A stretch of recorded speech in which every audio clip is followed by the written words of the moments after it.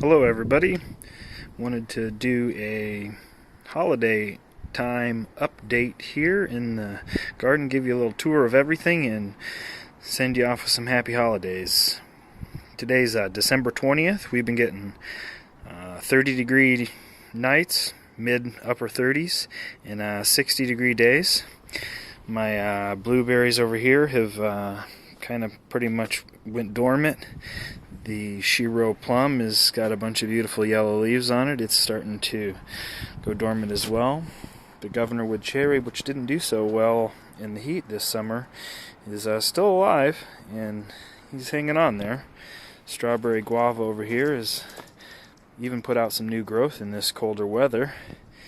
The weeping Santa Rosa plum is getting too tall for its own good. I'm going to trim that down once those leaves all fall off.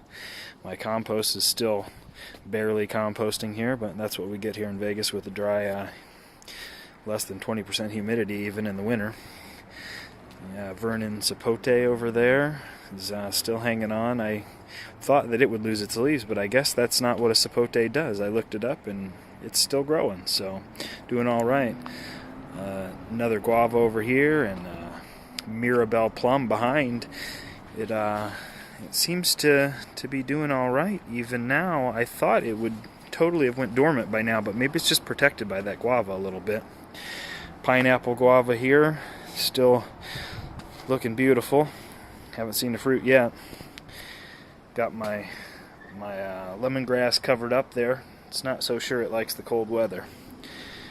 Come down here, got all my grapes are trimmed up and put to bed for the winter. Down lower here we got some garlic chives, some regular bunching onions, and a blank spot there is garlic that's been planted in there, just hasn't sprouted yet, which is good. And a few more onions here, and another area of different kind of garlic there. My rosemary's still hanging on down there. The goji berry coming through the fence is still doing all right there. And down here is the citrus alleyway, and you can see I got the Agribon 19 rolled down on here. It's got blocked up there, and give you a view inside. Everybody's still happy, all the citrus doing well. With this this cover on it, it's been keeping it in the 40s at night instead of the 30s, and in the days right now, like this moment, we're getting 80 degrees in this little tunnel here. So between 70 and 80 each day, depending on how much sun we have, keeping all the citrus happy, no freezing for them. And see a whole view over the garden there. The Brassicas doing really well. Cabbage, happy. We've been picking a lot of kale in here.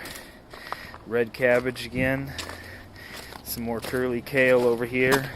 You can see some onions growing down there in between, and the wind has blown through here a little bit and exposed some of the tops of my aquajet in there, which is probably not good, but as long as the holes keep covered, everything will keep working, I think.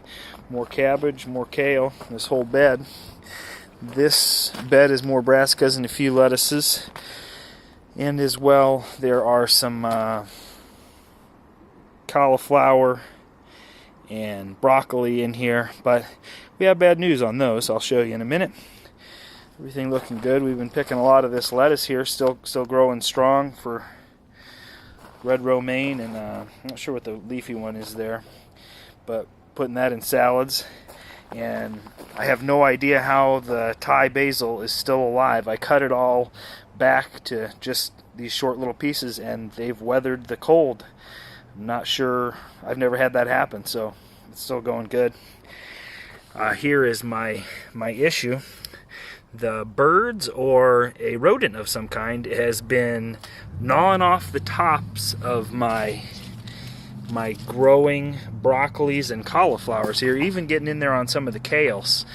And I tried putting these little baskets over it because I don't have anything else to do right now But I put up this little trap here for them, and it's worked to catch one rat, but there's still somebody running wild out there.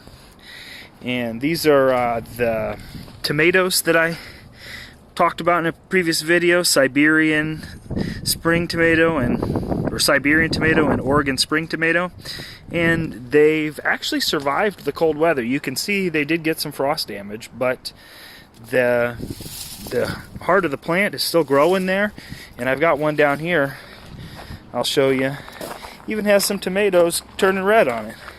We got a tomato ripening up in there, even getting 30-degree nights. So I'm really impressed with these tomatoes. I didn't expect them to actually work, but you can see I wrapped a couple of them up and I left these two out, and they're all still surviving.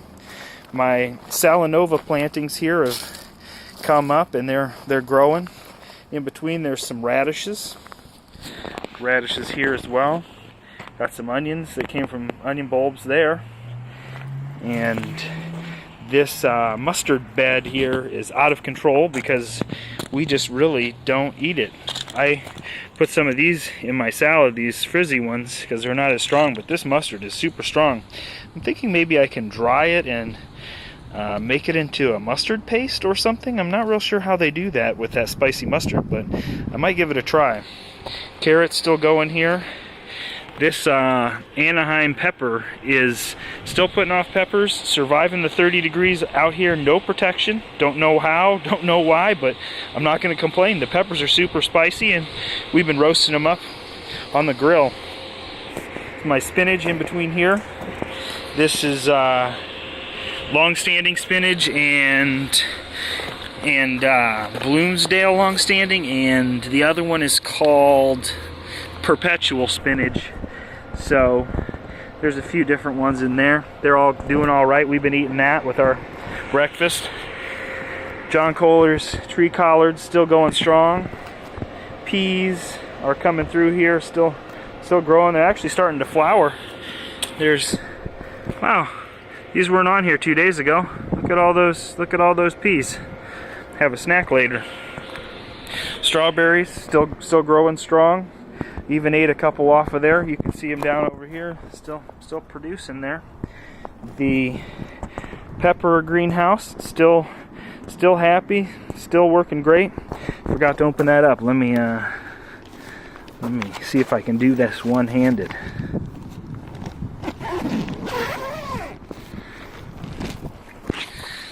And pepper's still going strong inside.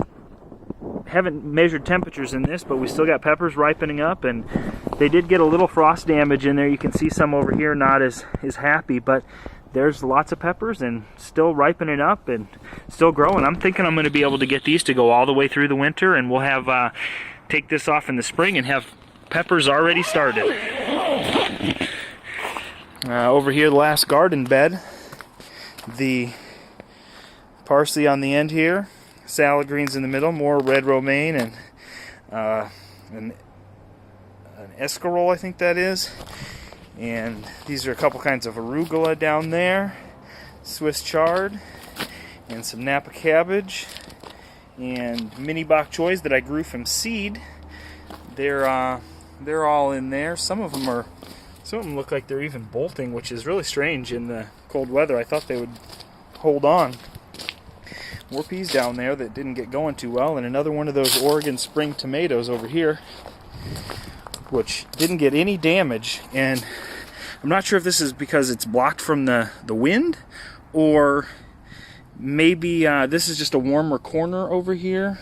Even though this gets a lot of shade there, you can see right now everything else is in the sun, and the neighbor's house shades this corner of the bed, and still growing well. Strangely enough, on this end we have our bitter melon that is still growing, and you can see bitter melons on there growing. I didn't realize this would be frost tolerant, but you know, we haven't really had down to 32, so maybe it's just in the 30s, it's okay. I'll give you a tour of the fruit trees now. The brown turkey fig here dropped all its leaves. Still a few random pigs on there, but it's looking good. I'm gonna probably stamp those in and throw some mulch on top, keep those where they are so they go back into the roots for nutrients. I'm also gonna trim this down. I'll try to do a video on some tree trimming later in the winter and trim some of these down. The pineapples are covered up because they're small and tender. Most of these guys are pretty much going dormant. When all the leaves fall off, I'll do some trimming. The satsuma there. The passion fruits are still growing strong. I wrapped up the base of them there and put some extra mulch at the roots. That's Agribon 19 that I put on there, wrapped it up, couple layers, and it seems to be working okay. No damage yet. More strawberries, still happy there. I think we talked about pulling out these two trees already, the apple and the cherry that were no good. Put some new ones in there come January. Couple more, apricot, peach over here. Pretty much gone dormant. Gonna have to trim this one up a lot. It's a little bit crazy looking, and man, did those branches get out of control this year. All over the place, growing into the middle. I'm gonna have to do some work on this one. The apple is finally getting yellow leaves. Only started last week. Really looking forward to this one dropping its leaves and giving me a chance to trim it up, because it's got out of control as well, because I really wanted to let it come back as strong as it could during the season, because some of those it's a four-way, and some of the variants on there died off, and I wanted to give it as much growth as it possibly could to see if either of those would survive. So I have to cut those back and do a lot of trimming. Hiding back there in the corner is the raspberries, Heritage raspberries. They're still going there. And here we are back down the other side. I'll show you the one last part here. The pomegranates, I made that video on them. They're now completely leaves falling off, and I'm going to definitely do some trimming on these and do some work. Make sure we get some more single stems going up there, 3 or 4 a piece, and really make them more of tree than a bush. The tiny little pomegranate here, the dwarf pomegranates, are still growing. Some of these are splitting open and getting strange markings on them, but they're just not ripening up, so they'll probably not survive. I think they came out too late. But there we are, the overview of the whole garden. Everything going well here for the holidays. Looking for a great productive winter. I hope everyone has a happy holidays, and thanks for watching. Check me out on Desert to Garden LV on Facebook and Instagram, and we'll see you in the next one. And by that I mean next year.